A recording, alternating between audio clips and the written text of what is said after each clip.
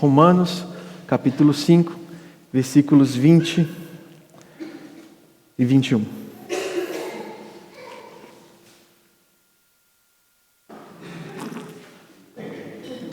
Diz assim a santa palavra do Senhor: Sobreveio a lei, para que avultasse a ofensa, mas onde abundou o pecado, superabundou a graça, a fim de que, como o pecado reinou pela morte, assim também reinasse a graça pela justiça, para a vida eterna, mediante Jesus Cristo, nosso Senhor. Querido Pai, a Tua palavra está aberta diante de nós, e nós precisamos, Senhor, entendê-la e aplicá-la à nossa vida, Senhor. Tem misericórdia de nós, Senhor. Tem misericórdia de nós. Em nome de Jesus.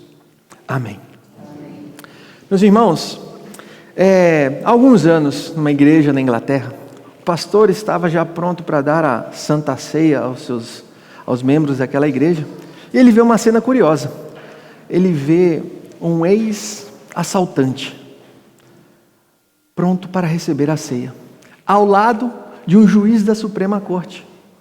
O interessante disso tudo é que 7 anos antes fora esse juiz que havia condenado o assaltante. No final do culto, o pastor e o juiz estavam conversando e o juiz diz: que maravilha o culto de hoje, né? O senhor viu quem estava pronto para receber a Santa Ceia? Aí o pastor olha para ele e diz: isso daí é o milagre da graça. Isso daí é maravilhoso. Como pode um pecador, alguém que pratica tantas atrocidades, estar pronto para receber a ceia do Senhor? O juiz, espantado, olha para ele e fala: o senhor está falando de quem? Eu estou falando de mim mesmo.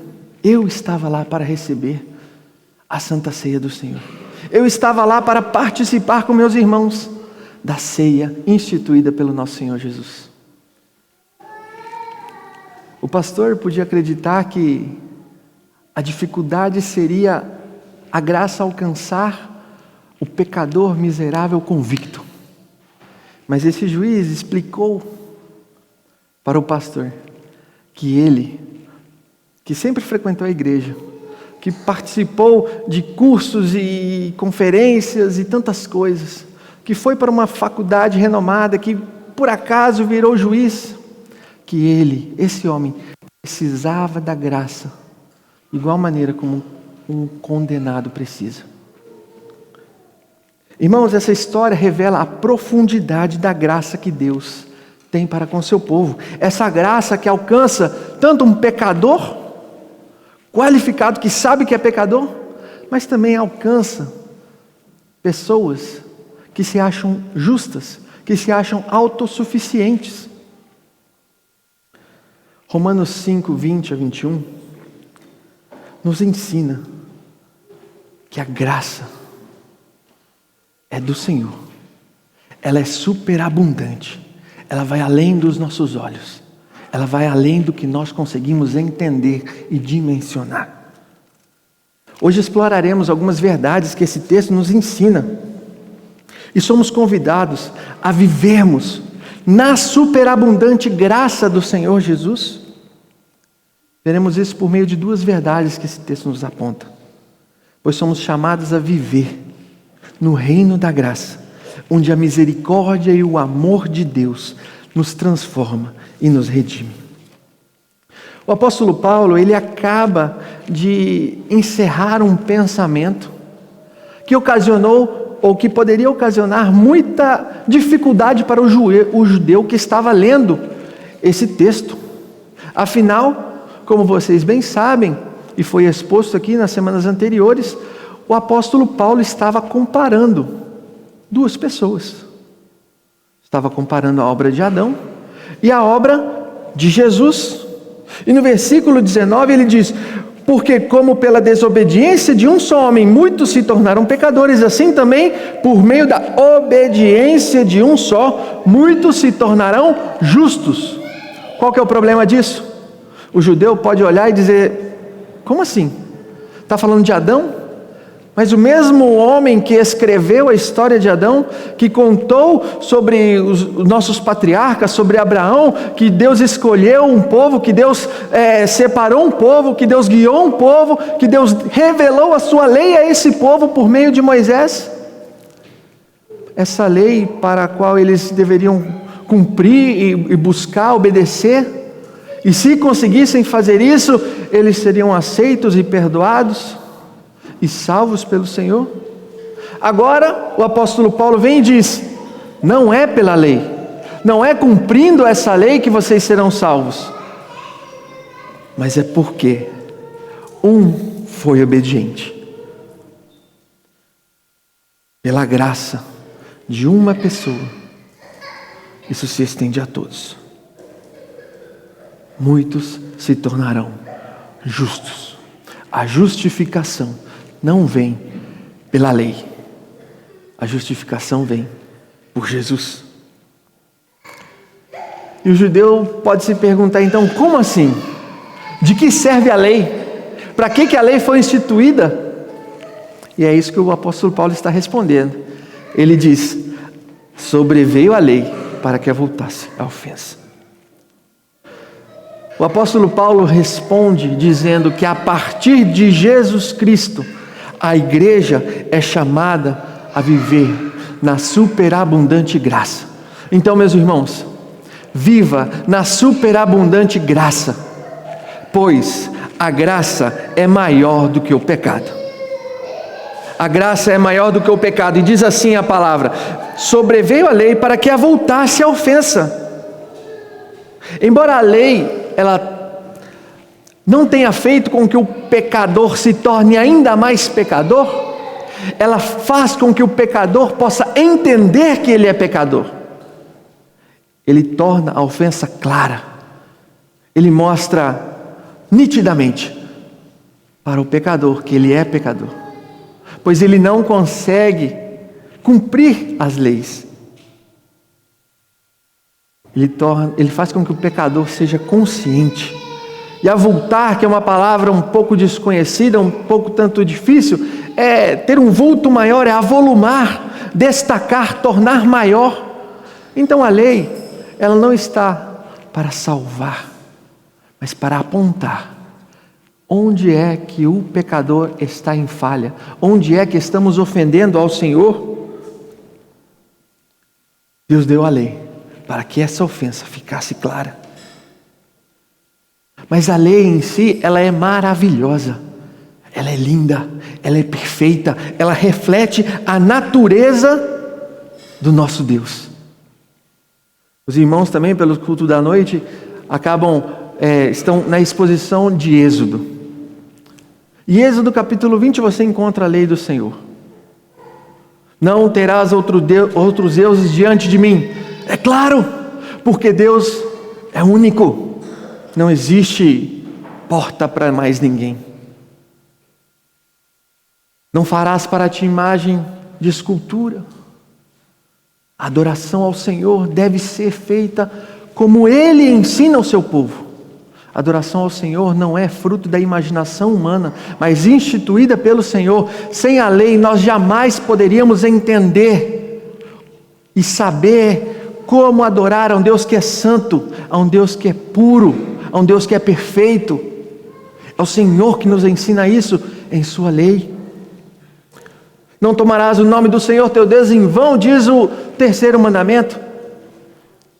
O santo nome do Senhor, o nome que liberta, o nome que restaura, não deve estar na boca de qualquer jeito, não deve ser usado de qualquer maneira, pois a esse nome as pessoas clamam e esse nome responde com salvação.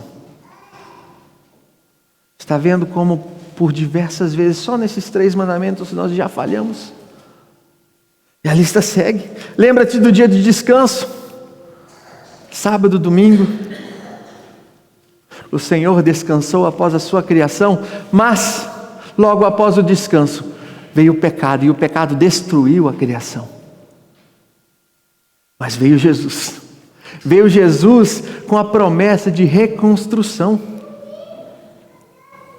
E o dia que nós guardamos é o dia do começo dessa reconstrução, o dia que o Senhor surgiu da tumba, o dia que o Senhor ressurgiu, e hoje Ele vivo está. Ele é o primeiro, Ele é a primícia, e Ele é a garantia que nós com Ele ressuscitaremos. Quem aqui consegue entender isso? Honra teu pai e a tua mãe.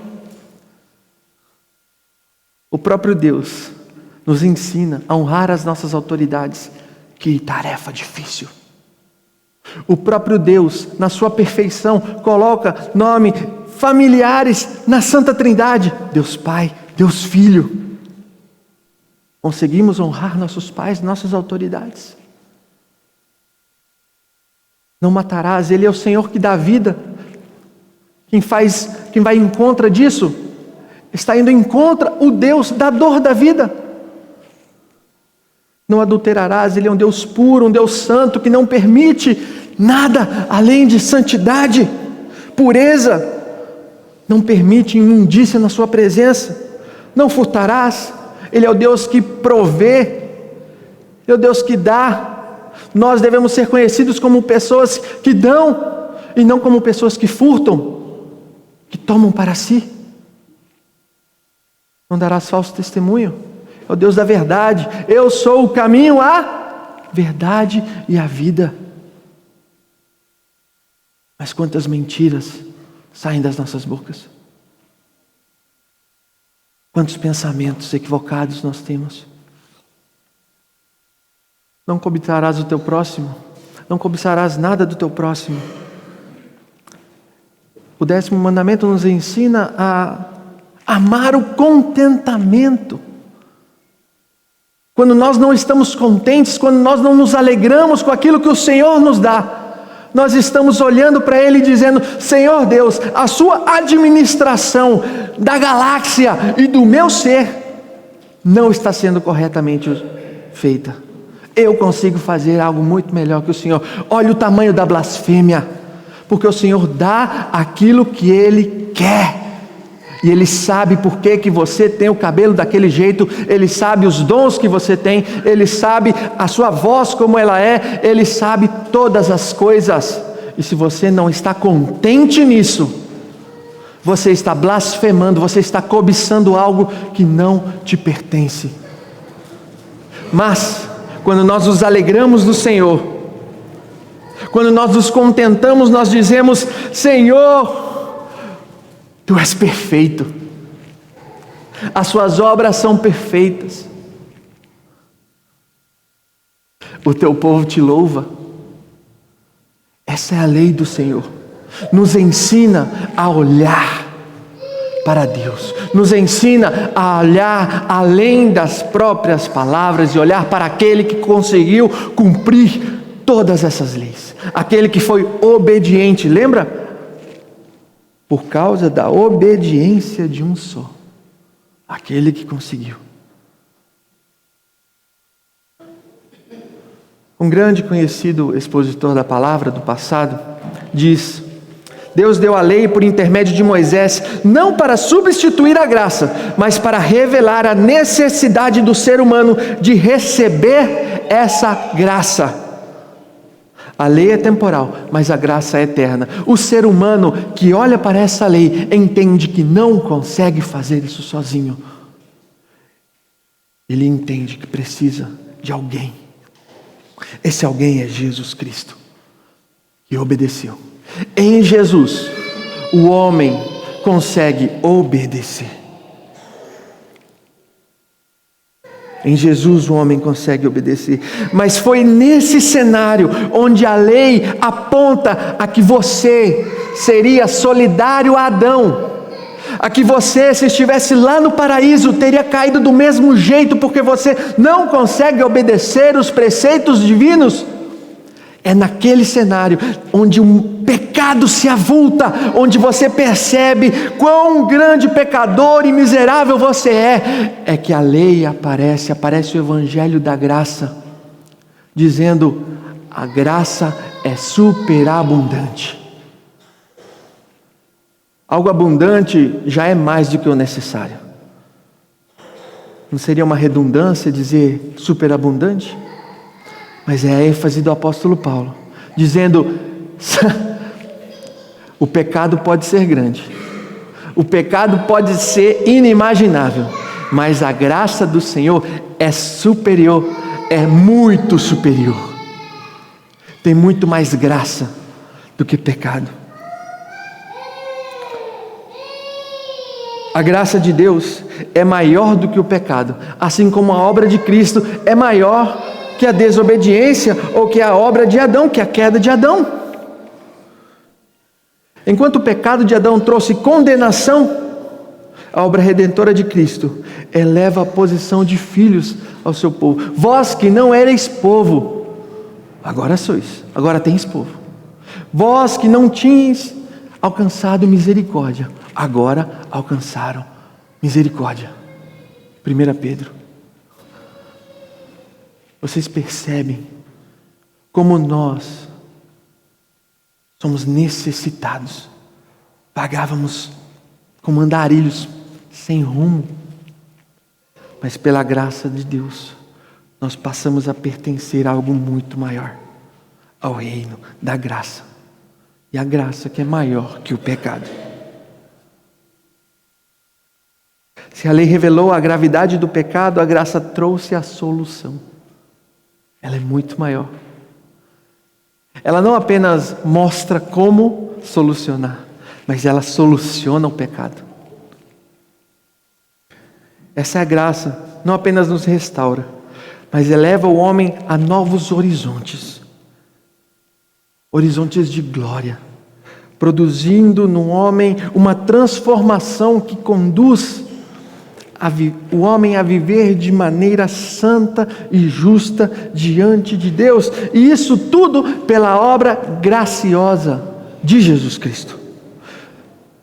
Igreja Presbiteriana de Vila Guarani, viva na superabundante graça de Jesus Cristo, pois ela é maior que o pecado. Ela é maior que o pecado. Mas a graça, ela não é apenas maior que o pecado. A graça do Senhor Jesus, ela também vence, derrota, ela supera o pecado.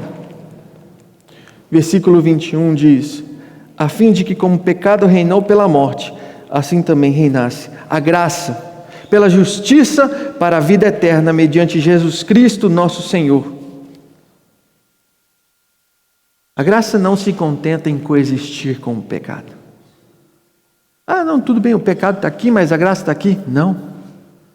A graça vem e destrona o pecado. Se havia um reino de morte, de destruição, de calamidade, de separação, de tristeza, agora um novo reino é instituído. Agora um novo reino é instituído.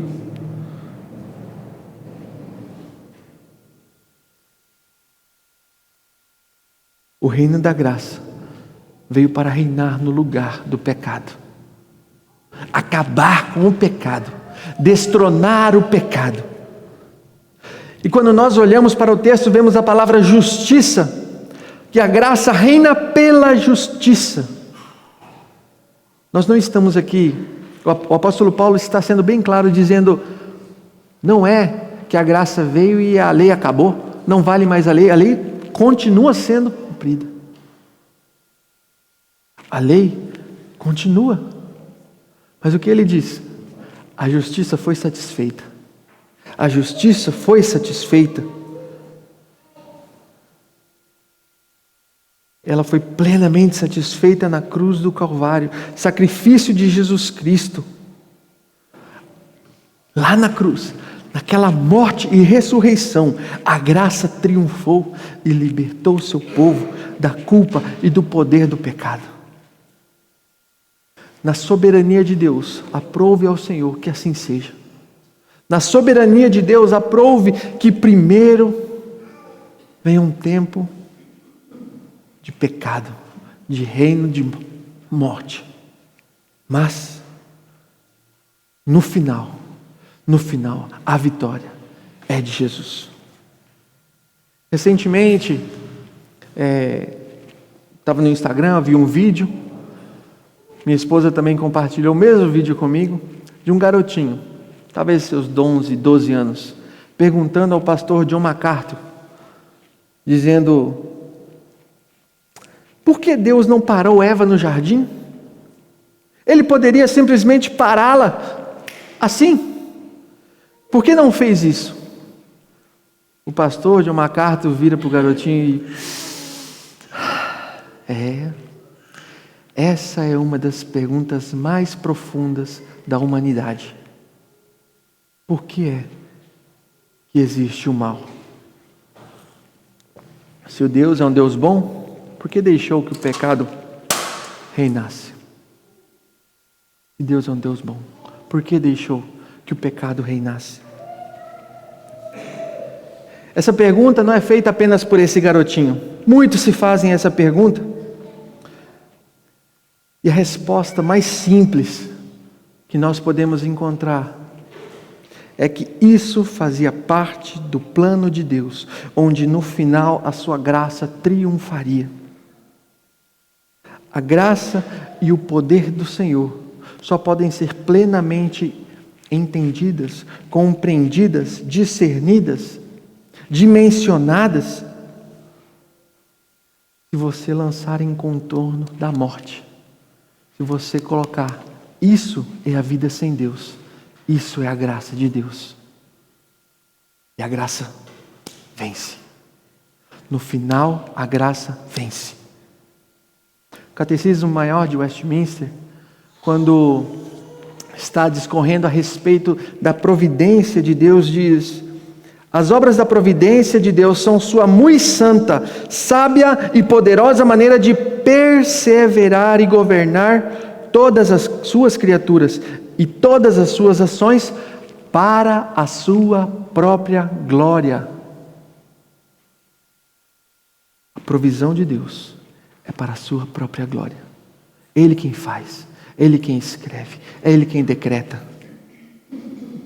No plano que Deus articulou na eternidade em sua muita sabedoria, a morte, a miséria, o pecado, a dor, a doença entrou na história para que no final a graça reinasse para a justiça mediante Cristo Jesus. Nós não teríamos a possibilidade de louvar a Deus pela sua graça, pela sua misericórdia, pelo seu amor. E nem os anjos poderiam fazer isso, se isso não fosse mostrado por Deus. Em termos simples, essa resposta, ou a resposta para essa pergunta tão difícil, de por que criar Adão, por que colocar uma árvore no meio do jardim, se Deus sabia que o homem iria pecar, por que tentar o homem? Podemos responder em que isso tudo é para a glória de Deus. O apóstolo Paulo elucida melhor essa história no capítulo 11, dizendo: porque dele, por meio dele e para ele são todas as coisas, a ele, pois, eternamente a glória. Amém. Por meio dele e para ele são todas as coisas, nada se escapa do seu controle, e tudo isso nós podemos entender hoje por meio de Jesus Cristo. Nas semanas anteriores, os irmãos viram quais foram as obras de Adão e quais foram as obras de Cristo. Como Adão caiu e como Jesus Cristo perseverou fielmente. Cristo perseverou para que no final Ele mesmo fosse exaltado. Para que nós, hoje em 2024, pudéssemos nos reunir e louvar o seu santo nome.